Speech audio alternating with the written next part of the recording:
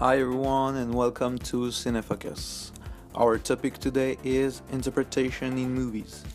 You know that moment when at the end of a movie you're just like, what the beep just happened? Thing is, there is no right answer. Some movies are just made with multiple interpretations. To take a famous example, Inception. Yeah, that kind of movies. You're probably still wondering about the end. Well, that's our mission today, to make it simple for you to understand. The Shining, Mulholland Drive, Shutter Island, or the Inception movie. That's the program for today.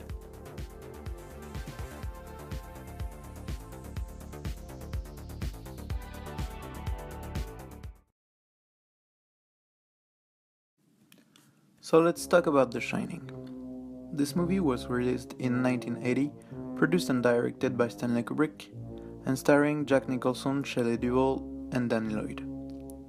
The movie is based on Stephen King's 1977 novel The Shining, although the film and the novel differ slightly but significantly.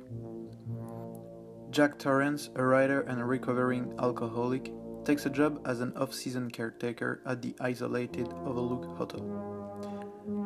We discover that his young son Danny possesses psychic abilities and is able to see things from what seems to be the past and future, such as the ghosts who haunt the hotel.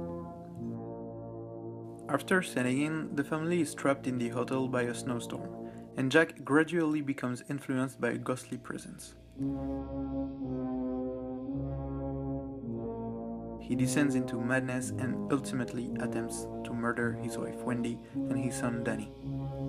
Yes, I'm sorry for the spoiler. No, I'm not. This movie has an enormous influence on popular culture, many directors still talking about the influence that Shining had on their way to make movies. Even actors admit that they are influenced by Jack Nicholson's acting in roles of crazy and mad behaviors. Did you know they made a movie about the movie? The Shining was perceived in so many ways that a documentary film directed by Rodney Asher was made about the different interpretations of The Shining. The movie is called Room 237 in reference to the mysterious bedroom of the Overlook Hotel. The movie includes footage of The Shining and other Kubrick films and discussions by a number of experts and Kubrick enthusiasts. Each segment of the documentary is focusing on different elements within the original film, which may reveal hidden clues and hint at a bigger objective of this movie. There is a first theory that Shining is about the genocide of Native Americans, because there are imagery throughout the film associated with the American West.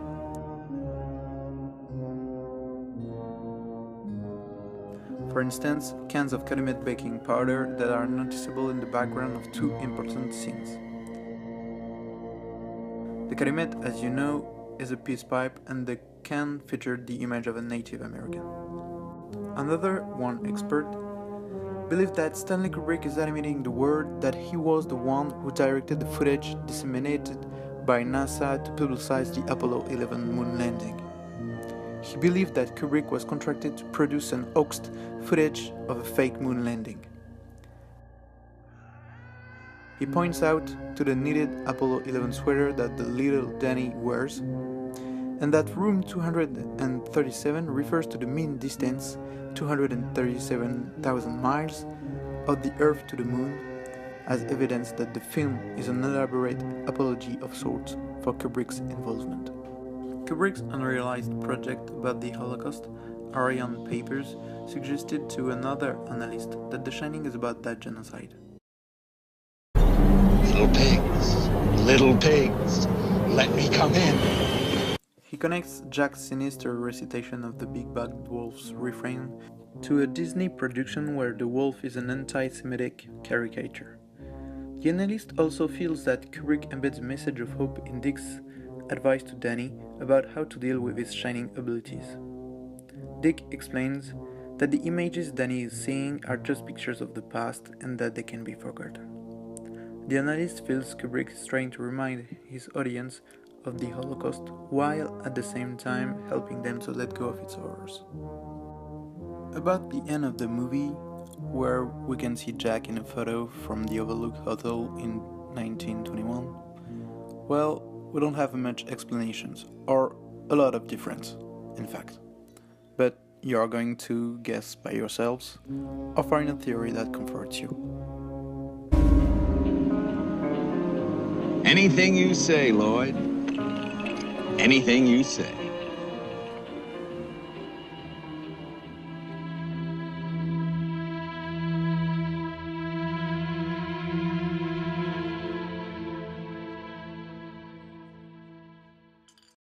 This movie is just, wow. It's a bit scary, really. I was so scared when they are in the maze at the end. And the end is so frustrating. Why is he in the picture? I think I need explanation. This movie leaves me with a lot of questions. There are a lot of meaning that I surely didn't get. I didn't understand the end, but there are a lot of interesting meanings that I want to know of. I don't know what to think.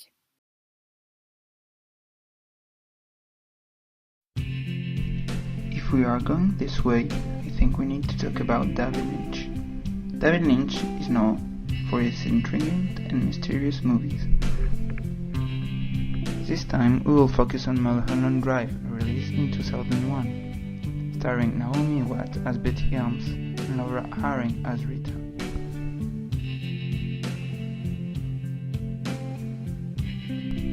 Mulholland Drive tells the story of an aspiring actress named Betty Helms, newly arrived in Los Angeles, California, who meets and befriends an amnesic woman hiding in an apartment that belongs to a Betty's aunt.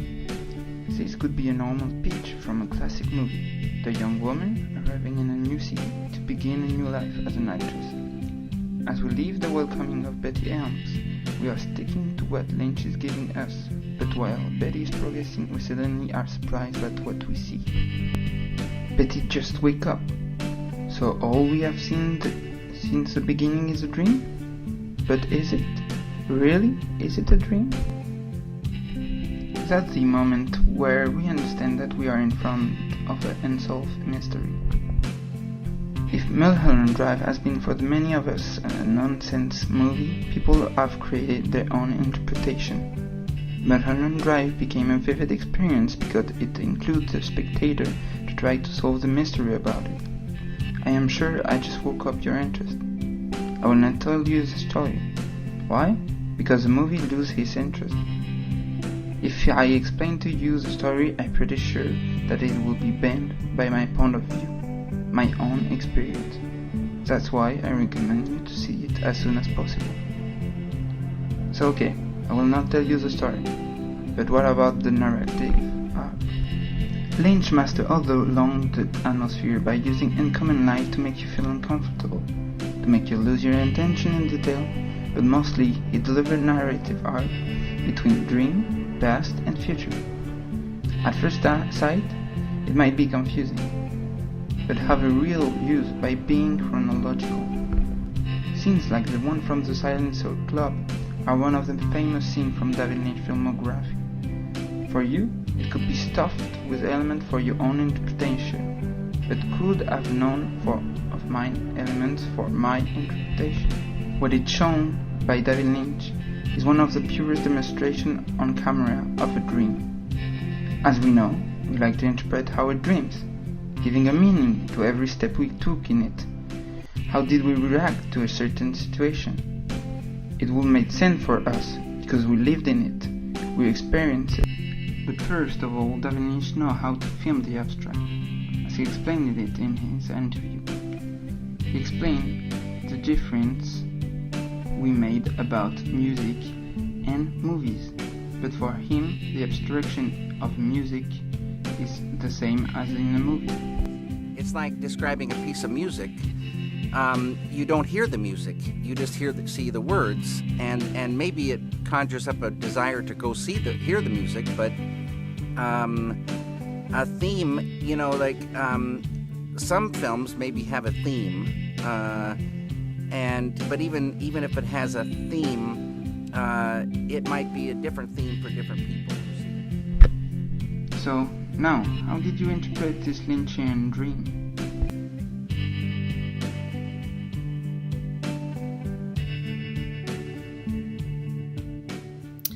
I never seen a movie like this, so I haven't understood everything, but I think it's about dreams. What was fascinating is that you cannot know what the end will be. For my interpretation, I need more time to think about it. I really think that Diane is locked in her own mind. Maybe she's a drug addict, and some scenes that looks like she's dreaming are just the moment she's using drugs. I think it has to be because of the changing atmosphere between scenes. Released in 2010, the Shutter Island movie is a famous psychological thriller directed by Martin Scorsese, and it was first and foremost an adaptation of Dennis Lehane's book. Drama sets in 1954. Marshal Teddy Daniels, the magical and handsome Leonardo DiCaprio, and his teammate Chuck O, played by Mark Ruffalo, are sent to the Shutter Island. Gentlemen, welcome to Shutter Island. In a scary psychiatric institution after a dangerous criminal, Rachel Lando, has escaped.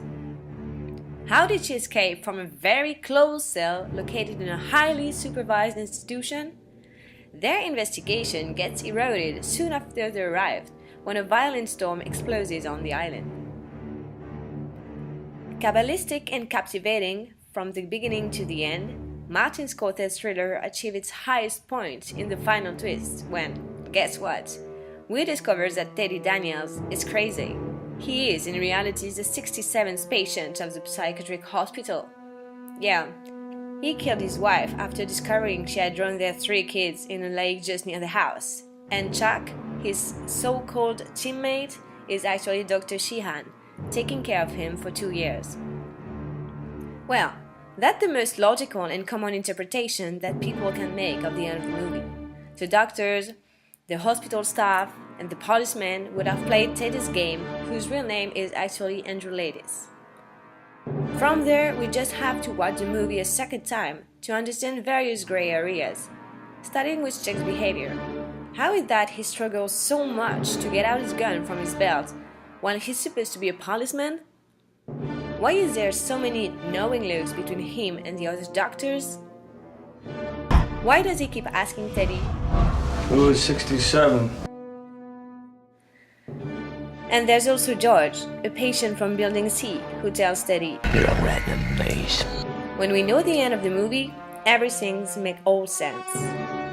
But the most confusing piece of the puzzle takes place in the 3 last minutes of the movie, when Andrew asks Dr. Sheehan, Which would be worse? To live as a monster?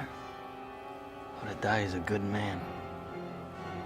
does that mean that Teddy recovered from craziness and wished to be lobotomized to forget about what happened? Or is he still completely crazy and thinks he's a marshal again and victim of a conspiracy? Well, everyone can get their own opinion about the end of the movie. And by the way, we investigated on that and asked various people who had never watched Shutter Island to tell us what they thought about it. I got to say, I wasn't really ready for the end like this. But after thinking about it, I must say that Teddy just wants to be lobotomized, to forget about his wife murdering his children and himself murdering his wife. I don't really know. Well, I didn't really get it. It's just weird. It seems that Teddy doesn't remember nothing at all, and we can guess that the movie could start over again.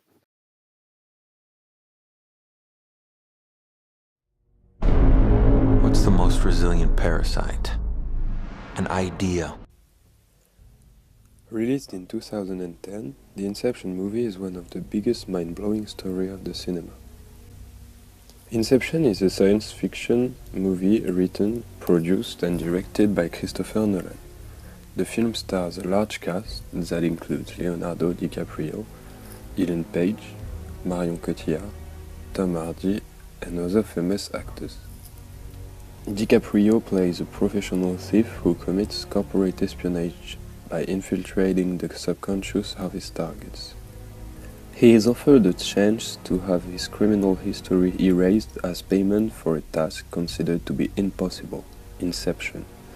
It's the implantation of another person's ID into a target's subconscious.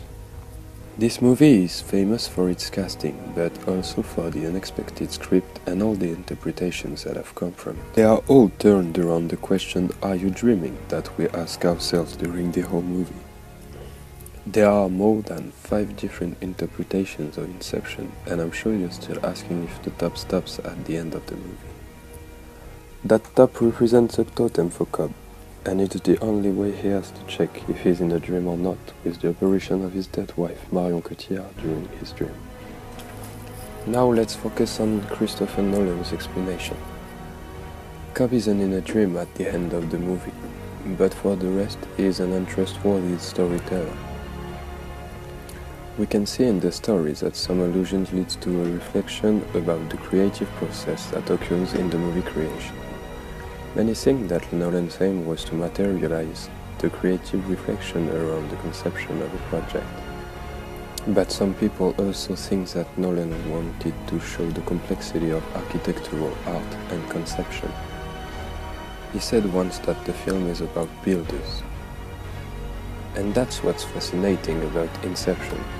The movie is full of subliminal messages, and our interpretation can be completely missed because of it. At the end of the movie, Cobb finally finds his children, but we can be sure that it's real. A theory has emerged during the years that followed the release. And it's all about the ring that wears DiCaprio on his left hand in the movie. When he has his ring on, he is dreaming because he doesn't want to believe in his wife's death, and he still sees her through some sort of visions. When he doesn't wear it, like during the last scene of the movie, he is in the reality and he can finally find his children.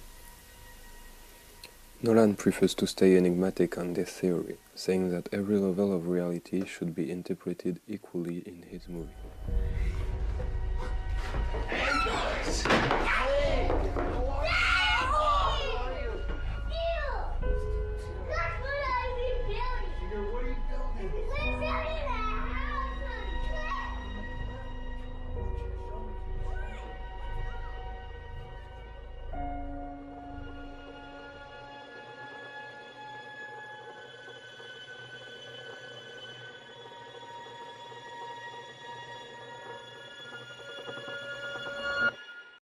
I think that the end of the movie is the only scene which is happening in the reality, and all the rest are dreams of the characters that tell us a story. I'm not sure that I totally understand the movie, but to me, Cobb is stuck in a dream during the final scene. Because he has lost his children and he couldn't be hugging them in the reality.